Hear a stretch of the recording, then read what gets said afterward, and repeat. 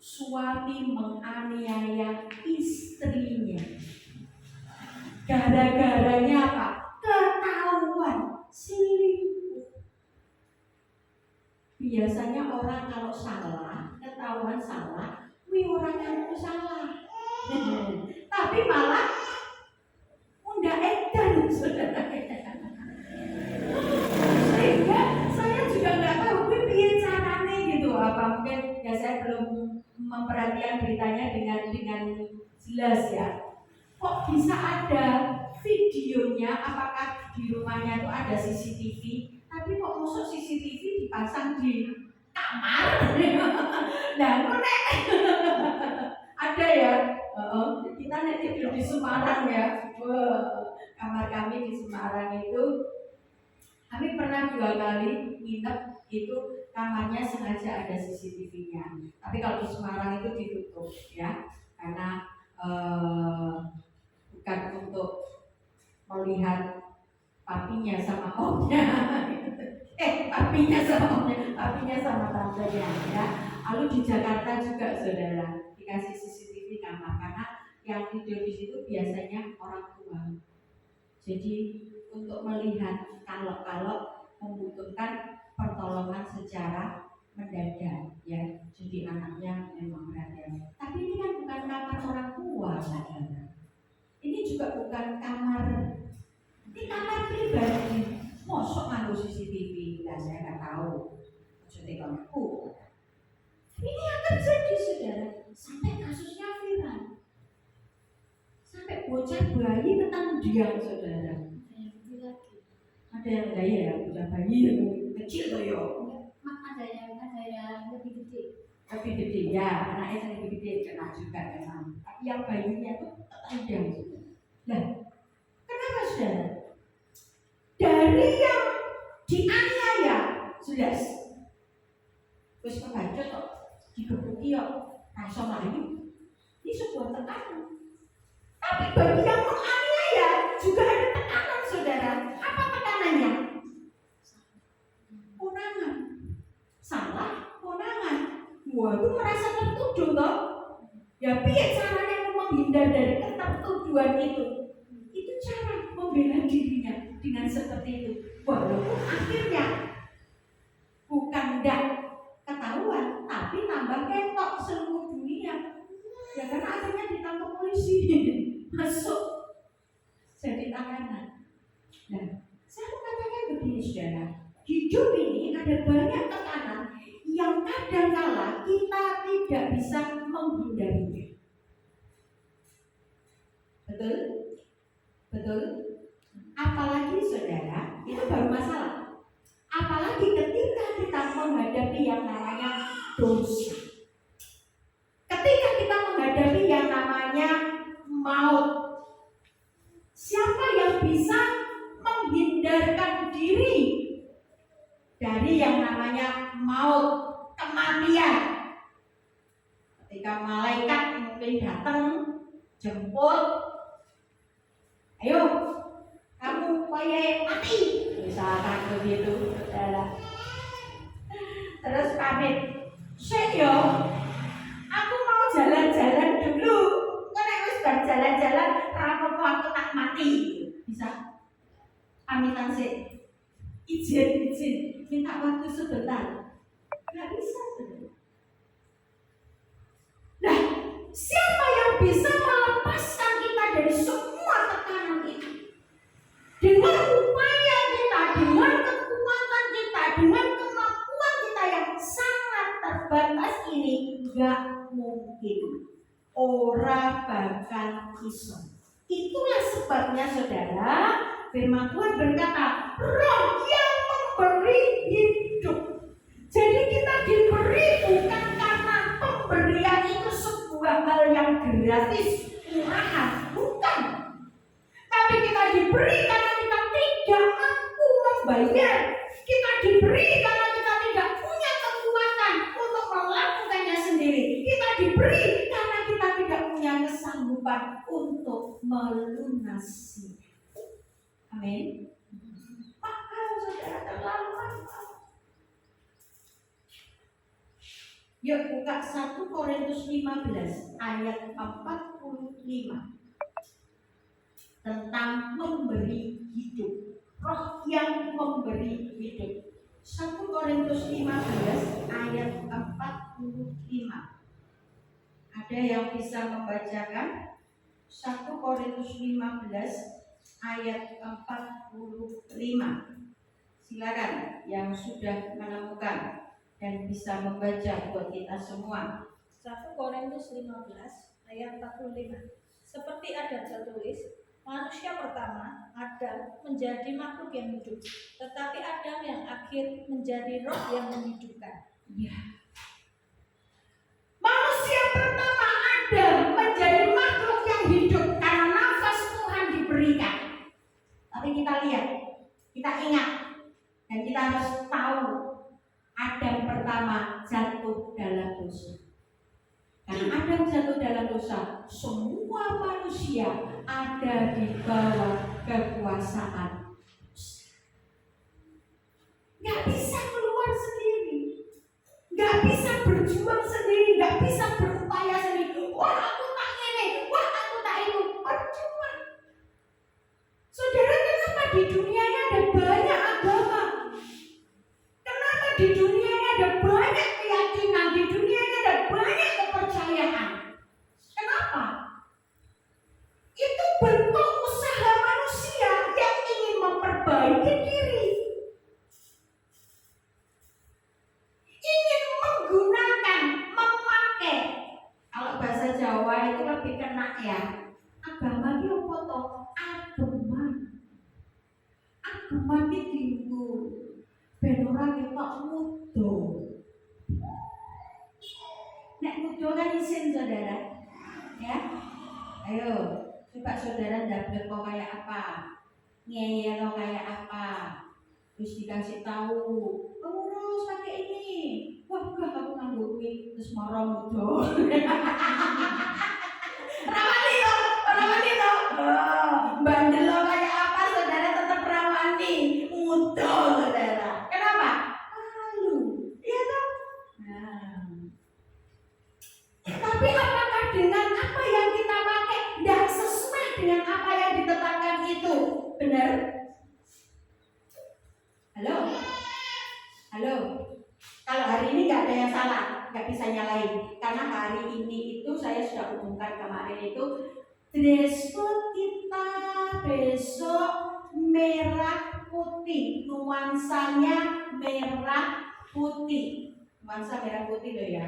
Artinya itu opo pak, opo, we aku ngopo pak.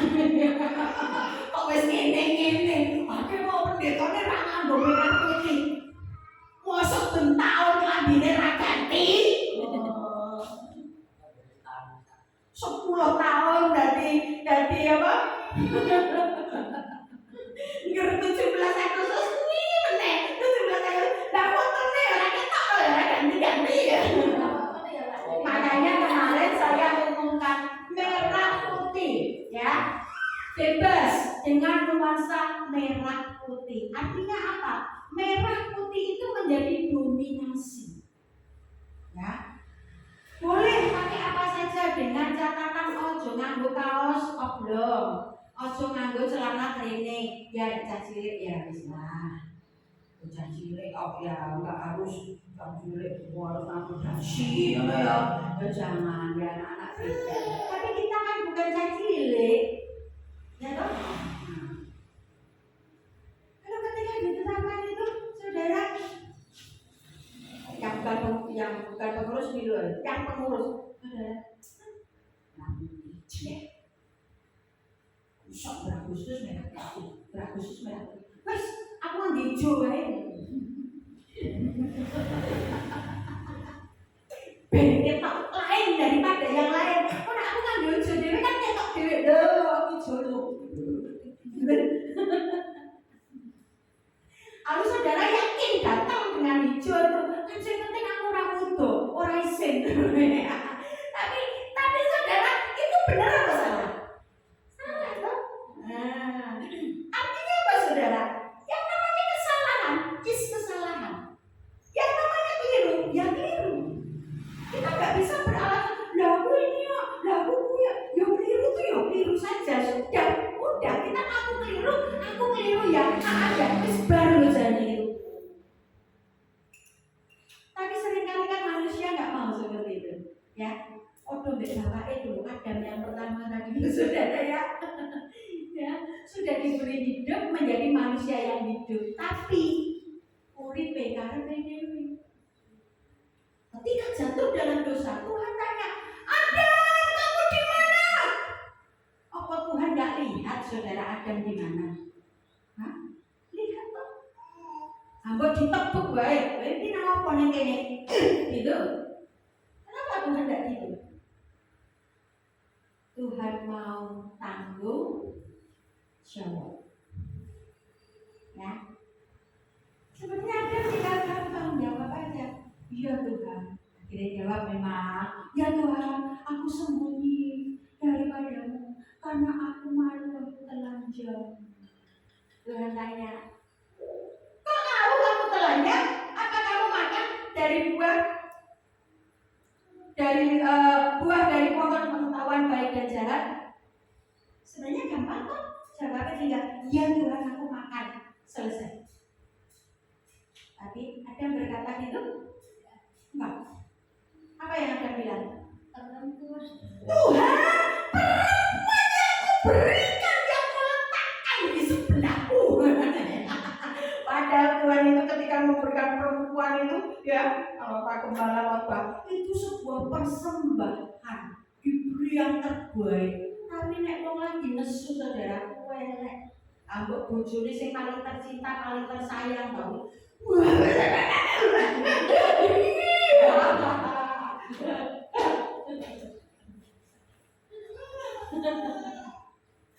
Wow, ngeri loh saudara. Nah, itulah saudara kekasih dalam Tuhan, kuasa dari dosa. Tapi syukur kepada Allah. Kalau Adam pertama membawa kita jatuh dalam dosa, Adam pertama membawa kita ada di dalam kekuasaan dosa, tapi Adam yang kedua memberi hidup, roh yang menghidupkan. Amin. Nah itu tidak bisa kita beli. Makanya hidup merdeka di dalam Tuhan itu hanya pemberian. Jangan kita anggap enteng yang sudah Tuhan beri. Amin. Ini pemberian yang karena saudara nggak bisa bayar. Jadi bukan gratisan, bukan murahan, tapi karena kita nggak bisa bayar. Amin. Amin. Aku suara dosa. Oke, coba sekarang kita buka Yohanes 8. Yohanes 8 ayat 32 dan 36.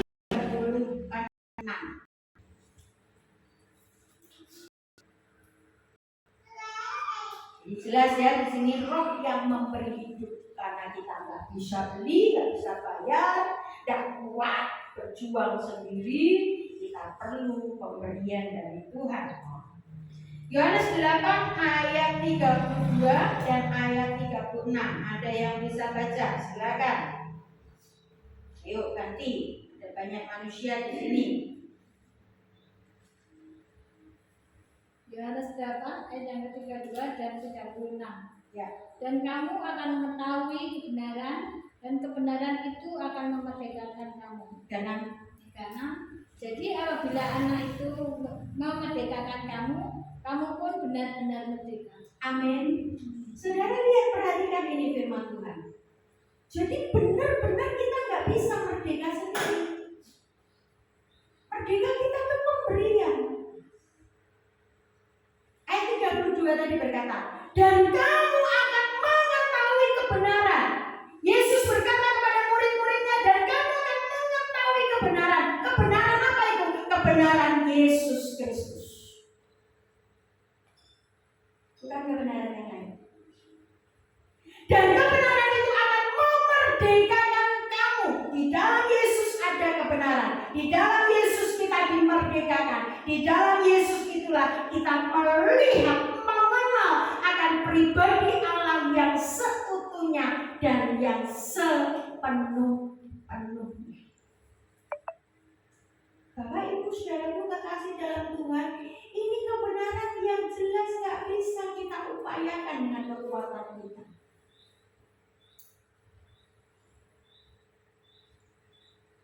Coba itu yang hobi telat itu ya.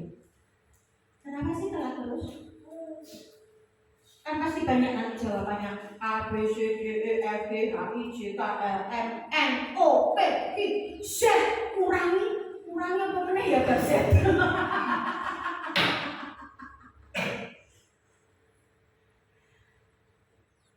Saudara mungkin sudah berusaha, biar caranya benar telat, biar caranya aku benar telat, tapi ternyata telat mana? Biar caranya aku benar ngeyel, biar caranya aku benar bantah, ternyata ngeyel mana? Bantah mana? Nah, saudara coba kenali kelemahanmu itu di mana. Lalu saudara berdoa, minta kekuatan dari Tuhan. Jangan berupaya dengan kekuatanmu sendiri. Engkau pasti gagal lah. Sudahlah gagal. Tanya sama bojomu. Saya ini bakat ngeyel loh saudara. Iyalah. Siapa gua? Terutama dengan siapa? Dengan suami. Kenapa? Podo ngerti firman-e.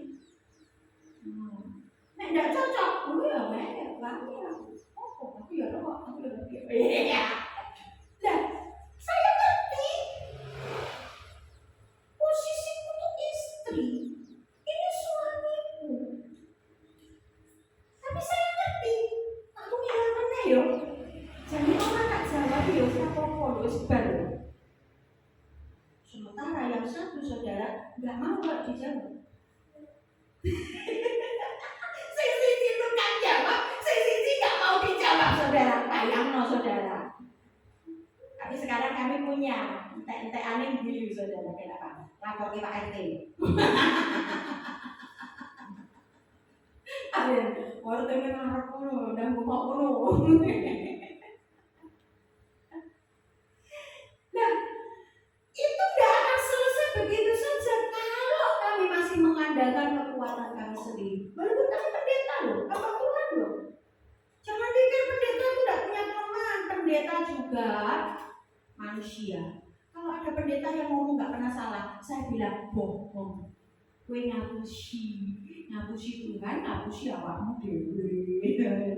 Jadi saya cuma senyum-senyum, pendeta rata salah ngapusi. Kita bisa salah, amin. Tapi ketika kita mengerti salah, yuk datang sama Tuhan. Ini loh saudara, kamu akan mengetahui kebenaran. Jadi di dalam Kristus, di dalam Roh Kudus itu kita itu akan ditunjukkan ini nggak benar loh nak, ini keliru loh nak, ini salah loh nak. Tapi ketika kita tahu itu salah, kita bukan terus berusaha, nggak bakal mampu. Kita sadar ketidakmampuan kita. Mulai datang sama Tuhan. Oh Tuhan, aku minta kekuatan. Tuhan, tutupan mulutku loh Tuhan. Nek kamu selang pilihan dari Tuhan. Yo banter-banter loh Tuhan, aku nak mulutku nyamper kan elek. Lo enak lo punya Tuhan Yesus tuh. Wah, keren saudara. Ya. Kami itu sering pergi, ya, entah belanja, ada urusan lain. Ada tempat-tempat yang kalau parkir itu kami sudah punya tempat khusus. Jadi rasanya nggak nyaman kalau harus parkir di tempat yang lain di lingkungan itu, gitu. Sehingga saudara kekasih dalam Tuhan, kami sudah punya kesepakatan Tuhan kasih tempat parkir ya. Parkir menjalur Tuhan, Tuhan Maha Kuasa kok. Dan betul saudara kasih dalam Tuhan selalu, ya. Kami masuk penuh. Saya cuma ngomong sama suami, tunggu sebentar. Tunggu sebentar. Anak sing metu saudara. Ya keluar kami masuk. Terus. Satu kali saudara, benar. Kami lagi rombongan sama anak, foto, mantu, wabeh, buyut. Cicitnya rong enak. Cicitnya enak bulat ya. Bulat-bulat. Ya, oh, semua. Terus ada salah satunya paling. Oh mai, musuh parkir bae minta Tuhan Yesus. Lah minta sopo? Saya bilang. Abi lihat toh, nanti kelihatan. Lalu benar, dia membuktikan. Benar. Tiba-tiba, tunggu sebentar.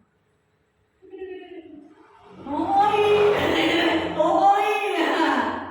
Bapak Ibu Saudara kekasih, kadangkala kita itu merasa kita ahlinya dalam satu bidang. Lalu apa? Kita mengandalkan keahlian kita. Contoh, saya itu secara langsung dan tidak langsung itu ahlinya masak makanan tertentu. Masalah mungkin ahlinya masak makanan tertentu. Terus aku mau enak masak itu sudah gak akan kalah sama yang lain. Tapi saudara, ketika saya mulai mengandalkan kemampuan saya sendiri, jeblok. Kalau saya makanya saudara dalam masa kecil itu pun saya sudah terbiasa ngobrol. Tuhan berkati ya masakanku ya. Roh Kudus berkati ya masakanku Tuhan jadi berkat. Kadangkala saudara tak incipi dewi kok enak ya. Bareng tak toki, wah, selesai. Ini pasti bukan aku ini Roh Kudus ini bekerja. Jadi nak aku masak enak aja percaya itu masakanku saudara. Amin. Itu urapan Tuhan. Nah, saudara, apalagi dalam Alkitab, saudara WL, musik, yakin, wes latihan. Wah, saudara begitu langsung yang menjeblok saudara. Harus nyanyi A atau B. Yang lain senyum-senyum bener. Lo biru mau ya. Sesuatu yang tidak kita sadari tiba-tiba lus gitu saja. Ya benar. Oh iya loh saudara. Kita ngaku aja badannya. Orang aku ya ketahuan aku. Ketahuan aku. Ngaku aja. Udah. Saya aja kadang-kadang suara negara tenanan serius. Nanti maksud tuh dia tahu. Pak Pano angop. Wah. Iya. Terus saya tak pijet di sotiro kok ya. Pak Pano angop. Oh bener ya Pak Pano sampai tidur. Wah, udah. Aku medun lah sudah main musik. Pak, isi.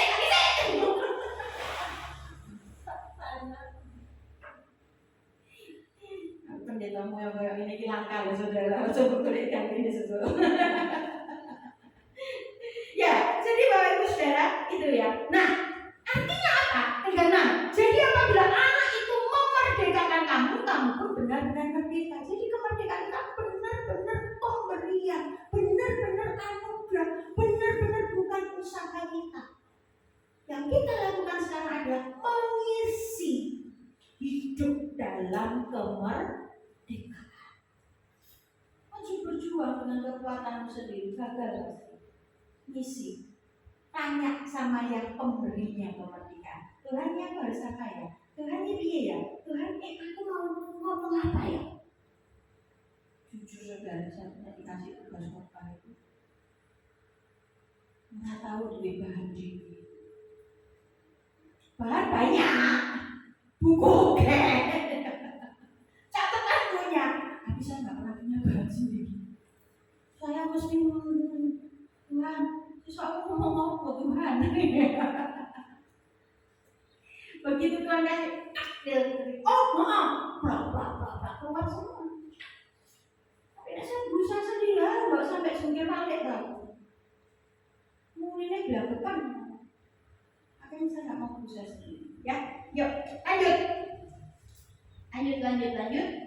Kita kembali ke catatanku.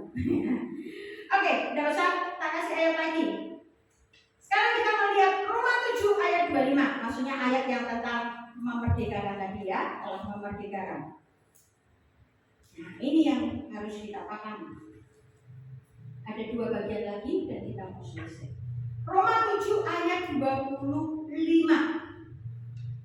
Di situ ada kata dalam Kristus. Roh yang memberi hidup telah memerdekakan kamu dalam Kristus. Nah, mari kita lihat tentang kata dalam Kristus dalam Roma 7 ayat 25. Silakan yang sudah ketemu. Roma 7 ayat 25.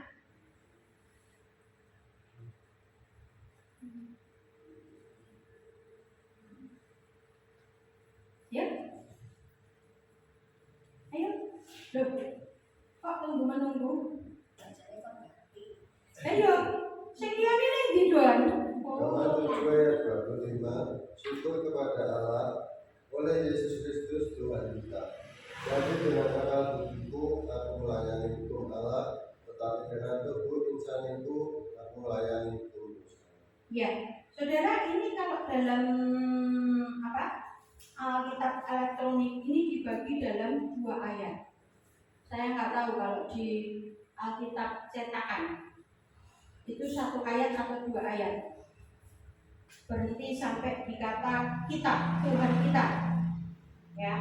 Syukur kepada Allah oleh Yesus Kristus Tuhan kita. Syukur kepada Allah oleh Yesus Kristus Tuhan kita. Gak apa-apa, dibaca tadi gak salah. Nah, saudara, Roma pasal 7 ini, saudara lihat, judul perikopnya mulai dari ayat yang ke-13. Itu apa judulnya? Perjuangan hukum Taurat dan dosa. Hukum Taurat itu apa? Aturan-aturan, tatanan yang diberikan oleh Tuhan. Karena manusia sudah jatuh dalam dosa. Jadi dikasih pagar gitu loh. Nanti saudara kasih pagar. 1, 2, 3, 4, 5, 6, 7, 8, 9, 10. Pagarnya 10. Salah satu dari pagar ini tidak bisa dilakukan, atau salah satu dari pagar ini dilanggar, dijebol, maka rusak semua pagar. Betul? Pagar itu kan sambung, saudara. Ya, kalau salah satunya bolong, apakah pagar itu pagar yang bagus? Enggak kan? Bolong kan? Rusak kan? Hukum Taurat seperti itu. Membatasi manusia, memberi aturan kepada manusia, tetapi kenyataannya manusia itu tidak bisa melakukannya secara sempurna. Satu-satunya manusia yang sempurna melakukan hukum Taurat namanya adalah Yesus Kristus. Dikatakan oleh kitab Ibrani, dia tahu kelemahan kita.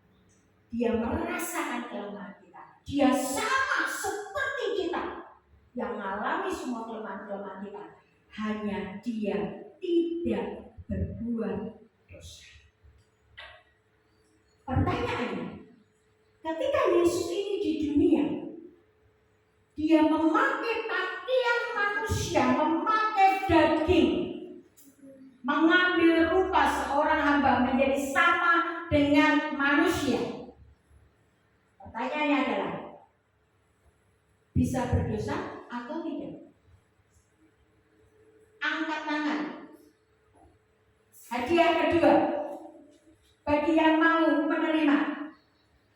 Kalau tidak mau, masukkan lagi di kandang. Kandang titik. Ulang ya pertanyaannya ya. Ingat, Yesus adalah Allah 100%, manusia 100%. Dan ketika dia datang ke dunia, dia mengambil rupa seorang hamba menjadi sama dengan manusia. Jadi 100% manusia. Lalu pertanyaannya, Yesus dalam bentuk manusia dagingnya itu, ya, dalam kemanusiaannya itu, bisa berbuat dosa atau tidak bisa berbuat dosa? Ya, silakan. Wis sendiri wis apa? Bisa. Kenapa? Karena dia adalah manusia. 100%. Tapi Yesus berdosa ya tidak berbuat dosa. Tepuk tangan dong. Apa-apa, buat cilik saudara. Neng mudeng. Neng ya aja telat terus.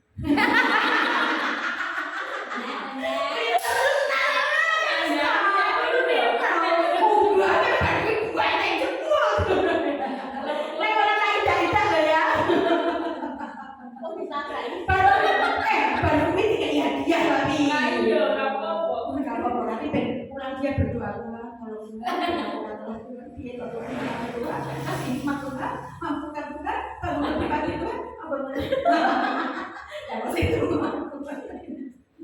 saudara, saya tahu saya juga bisa capek, bisa lelah ya. Sok-sok aku yang nanti telat, sok-sok nengok juga minggu telat aksi oleh minggu telat. Kok sok telat terus ya? Kok kasih dibos? Ini mau kasih lagi bos? Mau kasih dibos orang mau? Ya, jadi saudara bisa. Tapi lihat kekuatan komitmen dari seorang Yesus Kristus. Dia tidak mau berbuat dosa. Kalau dia tidak bisa berbuat dosa, berarti bohong dong. Dia bukan manusia 100% dong. Setuju? Setuju dengan saya? Ini teologi yang benar. Nggak salah. Dia bisa berbuat dosa. Nah, apalagi kalau Yesus saja bisa, saudara dan saya bisa? Bisa banget. Buang malah ya. Kan dari ujung ngeyel terus. Bisa banget. Tapi ketika kita sadar, dosa. Tuhan, tolong aku Tuhan. Karena kita tahu kita nggak bisa sendiri, kita minta kemampuan Tuhan. Kita minta kekuatan. Ini loh saudara yang diakui oleh Paulus. Oh, laluannya kok ya orang nyaman padahal cewek umur ya. Ya, jadi saudara kalau kita berjuang dengan perjuangan hukum Taurat, perjuangan dosa, perjuang dengan kekuatan kita, ya kita nggak mampu. Paulus saja ngomong kok Rasul Paulus loh. Dia tuh ngomong, aku ini manusia hina. Aku ini melakukan yang baik, tapi muncul yang tidak baik. Karena dia sadar dengan keterbatasannya itu, maka kemudian saudara, dia berkata di ayat 25 tadi saudara, syukur kepada Allah oleh Yesus Kristus. Dengan kata lain, nek aku so baik itu oleh Yesus. Nek aku so benar itu oleh Yesus. Nek aku bisa melakukan ini oleh Yesus. Sebab itu jadi yang sudah dibaca tadi, dengan akal budiku aku melayani hukum Allah. Dengan akal budiku, pemahaman kita tadi loh, pengertian tadi kan sudah ngerti kebenaran, ngerti dalam Yesus, dimerdekakan di dalam Yesus. Kita ngerti, bukan nggak ngerti saudara. Saudara pasti tahu kalau berbuat salah, oh iya aku salah. Nggak mungkin saudara nggak tahu. Aku nggak ngerti kok, jangan suka ngomong gitulah. Ngerti, janganlah kita salah. Amin. Tapi saudara perhatikan. Tetapi dengan kekuasaan itu aku melayani hukum dosa, kita masih bisa gagal. Kita harus jujur itu. Kadang kita nggak mau marah, emang. Kita nggak mau terpengaruh ketika orang lain berbuat, kita terganggu juga. Loh, apa itu nggak salah? Salah kok. Baru itu salah. Artinya apa kan? Ya, kesadaran diri bahwa kita ini hanya oleh karena Yesus Kristus Tuhan. Dari kebenaran kita, kebenaran di dalam Yesus Kristus Tuhan. Ya. Oke, yang terakhir kita sekarang buka Roma 6 ayat 16. Nah, kita sekarang pahami ya kekuatan dari hukum dosa saudara, supaya kita nggak melawan dengan kekuatan kita, karena kita nggak mampu. Kalau dengan kekuatan kita ya pastilah kita gagal. Roma 6 ayat 16. Yuk baca sama-sama aja karena ini ayat terakhir hari ini buat kita. Roma 6 ayat 16 sudah 1, 2, 3. Apakah kamu tidak tahu bahwa apabila kamu menyerahkan dirimu kepada seseorang sebagai hamba untuk mentaatinya, kamu adalah hamba orang itu yang harus kamu taati, baik dalam dosa yang memimpin kamu kepada kematian maupun dalam ketaatan yang memimpin kamu kepada kebenaran. Ayat 17. Tetapi syukurlah kepada Allah, dahulu memang kamu hamba dosa, tetapi sekarang kamu dengan segenap hati telah mentaati pengajaran yang telah diteruskan kepadamu. 18 sama-sama. Kamu telah dimerdekakan dari dosa dan menjadi hamba kebenaran. Jadi saudara, mari kita belajar tahu bahwa dosa itu sebenarnya kembali kepada kita. Kita mau menyerahkan diri kita kemana? Kalah terus dengan dosa, kalah terus dengan kelemahan, kalah terus dengan hal-hal yang tak benar, atau kita mau menyerahkan diri kita kepada Tuhan. Tuhan, aku tahu aku tidak mampu, tapi aku minta kekuatan, aku minta kemampuan. Tuhan punya kekuatan yang jauh lebih besar dari semua kekuatan dunia. Jadi tidak ada yang tidak bisa dilakukan kalau kita berjalan dengan Tuhan. Amin. Oleh sebab itu syukurlah kepada Allah. Kamu dulu hamba dosa. Kita menyerahkan diri kepada dosa, pada kelemahan. Tetapi sekarang dengan segenap hati, dengan kerelaan, dengan kemauan kita, Tuhan aku mau taat, Tuhan aku mau setia, Tuhan aku mau melayani, Tuhan aku mau melakukan yang terbaik untuk Engkau. Bukan menjadi, kemarin saya sudah khotbah ya, bukan menjadi yang terbaik. Menjadi yang terbaik belum tentu melakukan yang terbaik, tapi melakukan yang terbaik. Bisa tidak menjadi yang terbaik, tetapi engkau sudah melakukan yang terbaik dari yang bisa engkau lakukan bersama dengan Tuhan. Amin. Ya. Kamu telah dimerdekakan dari dosa dan menjadi hamba Tuhan. Ini status kita. Ya, posisi kita sekarang hamba kebenaran. Jangan mau lagi diperbudak oleh dosa. Sudah dimerdekakan. Bukan kita yang sanggup, tapi Tuhan yang memberikan kepada kita. Nah, saya tutup saudara dengan satu ungkapan. Kemerdekaan dalam roh merupakan kesempatan yang memberikan kita kebebasan untuk hidup benar tanpa tekanan dari kuasa dosa. Kuasa dosa ada, kesalahan, pelanggaran ada, tapi itu tidak menekan kita. Karena kita sudah menyerahkan diri sebagai hamba kebenaran. Karena kita sudah dimerdekakan oleh Roh di dalam Tuhan Yesus Kristus. Amin. Saya ulang kembali kalimat terakhir. Kemerdekaan dalam Roh. Dalam Roh artinya bersama dengan Roh Kudus sebagai kekuatan kita, merupakan kesempatan yang memberikan kita kebebasan untuk hidup benar tanpa tekanan dari kuasa dosa. Jadi bukan tidak ada dosa, bukan tidak ada persoalan, tapi mereka tidak punya kekuatan untuk melakukan. Amin. Bapa di dalam surga, kami bersyukur kepadamu karena hari ini kami boleh belajar firman-Mu. Kami merdeka di dalam Roh-Mu ya Tuhan, Roh yang sudah memerdekakan kami, yang memberi kami hidup, dan di dalam kekuatan, kebenaran, kuasa dari Yesus Kristus Tuhan kami yang memampukan kami untuk terus hidup sebagai hamba kebenaran sesuai dengan rancangan-Mu. Oleh sebab itu Tuhan, biarlah kami terus bergantung penuh kepadamu, tidak mengandalkan kekuatan kami yang terbatas yang membuat kami bisa gagal, tetapi kami terus bersandar kepadamu dan berharap kepada belas kasih karunia Tuhan yang tidak pernah ada habisnya dalam hidup kami. Terpujilah Engkau Tuhan, kami bersyukur dalam nama Tuhan Yesus Kristus. Haleluya. Amin. Baik, puji Tuhan, Bapak Ibu, saudaraku yang terkasih di dalam Tuhan. Untuk pengumuman hari ini, besok kita akan masuk dalam ibadah raya Minggu pagi jam 7 pagi. Sudah ada yang bertugas. Kemudian untuk dress code pengurus saya ulang kembali, besok batik bebas ya. Tapi kalau bebas ya batiknya bebas. Lalu kemudian untuk saya kira itu saja ya. Ada yang lain? Tidak ada?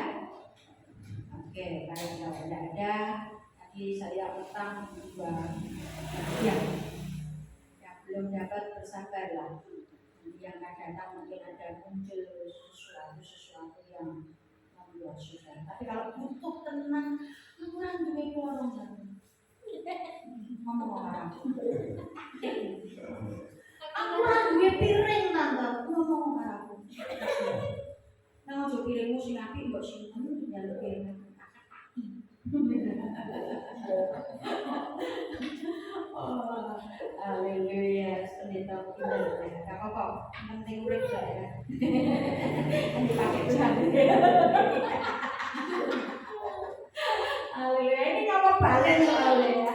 Bola balik, meh bablas ora situ. Ayo puji Tuhan, tidak ada yang lain. Baik, kalau tidak ada saya kembalikan. Monggo Pak Gembala. Nah, ini bagian yang aslinya saudaranya.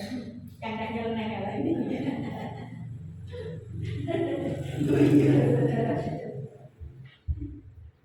Mari kita bersama-sama berdiri, saudara, kita tutup ibadah kita. Saudaraku yang terkasih, Tuhan sudah membebaskan kita dari hukum Taurat dan hukum dosa. Hiduplah di dalam roh kemerdekaan dan nyatakan kemuliaan Tuhan di dalam kemerdekaanmu untuk melakukan dosa, untuk melakukan kebenaran, dan dosa dikalahkan. Tidak berkuasa atas hidup kita sedetik pun, karena engkau ada di dalam kemerdekaan yang memerdekakan engkau untuk hidup dalam kebenaran Tuhan. Ulanglah dengan penuh sukacita dan nyatakan karakter Tuhan dalam hidupmu untuk seterusnya dan selamanya. Terimalah kasih karunia dan damai sejahtera dari Tuhan Yesus Kristus, kasih sayang dari Bapa yang di sorga, serta persekutuan Roh Kudus menyertai saudara sampai selama-lamanya.